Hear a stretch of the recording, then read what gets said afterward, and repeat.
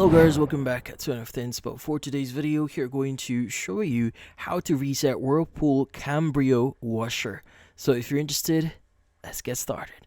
So in this case, there are going to be a few steps that you need to do here in order for you to reset your Whirlpool Cabrio here. So in this case, the first thing you want to do is you want to press the pause or cancel button on your washer. Now, typically speaking, it's going to be around this area here, so you could go ahead and just pause it in here. Then you want to select any cycle from the available options here, such as normal, delicate, or heavy duty. Now, after selecting the cycle, you want to press the start button to begin the cycle. Now, in this case, that's the first way of resetting your Cabrio washer here. But if that's not enough, there is still something that you could do. So the next thing that you could do here is to basically disconnect the power from your Cabrio here. So you want to turn off your washer using the control panel and unplug it from the power outlet.